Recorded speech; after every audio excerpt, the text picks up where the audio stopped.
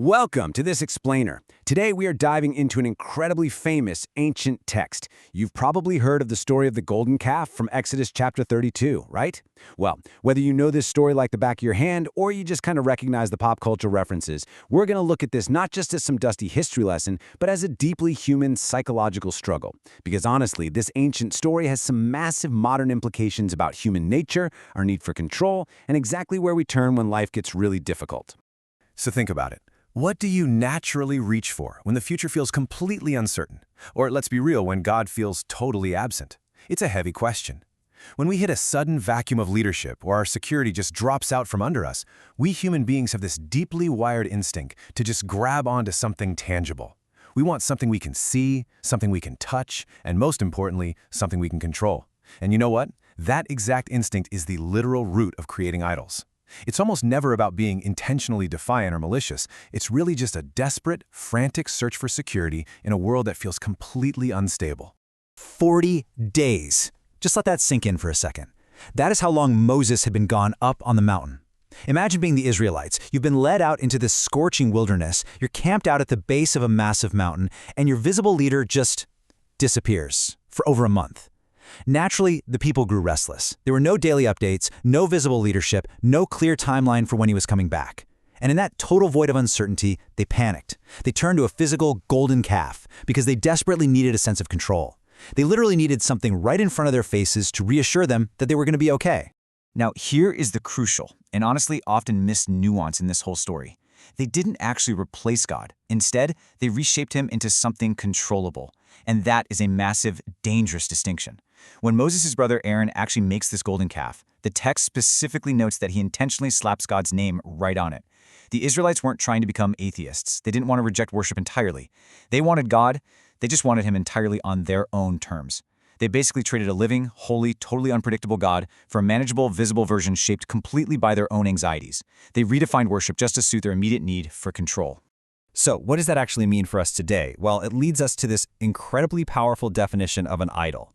An idol is literally anything we rely on for what only God can give. And here's the kicker. It is so often a good thing that we somehow turn into an ultimate thing.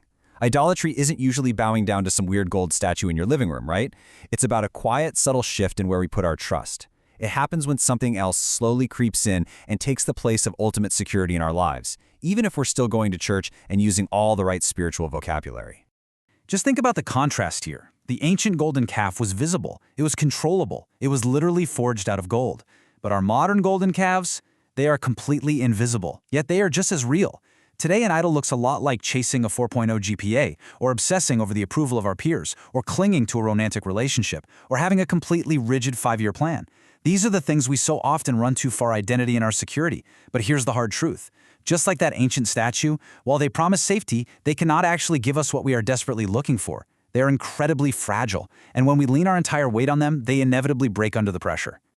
Okay, so what's the solution when we inevitably build these calves? Because we all do it. Well, the story points to a huge turning point in Exodus 32. Moses is up on the mountain, God sees exactly what the people are doing down below, and Moses steps right into the gap. He prays, and he specifically asks God to remember his servants Abraham, Isaac, and Israel. And the text reveals something absolutely profound. It says the Lord relented and did not bring on his people the disaster he had threatened. This proves a foundational concept. God actually responds to intercession. He really does. He responds based on his own mercy and his long-standing covenant. But how did Moses actually pull this off? Well, for starters, he didn't try to defend the people. He definitely didn't make excuses or try to minimize their sin. He knew building that idol was a profound betrayal, and he didn't sugarcoat it for a second.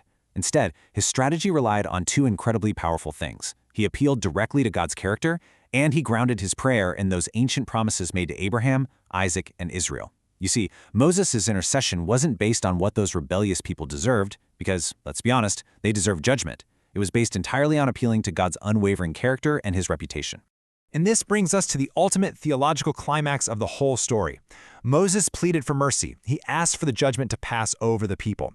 But Moses was really just pointing forward to the ultimate intercessor, Jesus. Where Moses pleaded for mercy, Jesus actually secured it. He didn't just ask for the judgment to pass by. Christian theology tells us that he took that exact judgment completely onto himself. Because of the cross, God's mercy isn't uncertain anymore. It's not dependent on some human mediator pleading a good enough case on top of a mountain. It is completely grounded, it is finished, and it is absolutely certain. So how do we take this ancient text and actually apply it tomorrow morning? Well, it starts with an honest idol audit. You've got to identify the things in your life that you truly feel like you couldn't live without. Once you spot them, you bring those false securities straight to the cross. Then, make a specific prayer list. Just like Moses interceded immediately and specifically, you get to step into that exact same role for others. And finally, go to your campus, your workplace, or your community, and do it without judgment. You are walking into environments full of people who are desperately building their own invisible golden calves. Instead of judging them, the text challenges us to adopt the posture of Moses. Stand in the gap and pray for them. I want to leave you with this final, provocative thought today. Who are you interceding for by name? The ultimate takeaway from this explainer is a challenge. It's a challenge to live as someone who deeply realizes they have been spared. Look, we have all built our own versions of the golden calf. We all seek control when things feel chaotic and uncertain. But if you truly understand the mercy that has been secured for you, it should completely change how you view everyone else around you.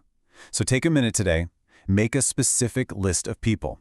Put this lesson into immediate action and step into the gap for them, just like Moses did.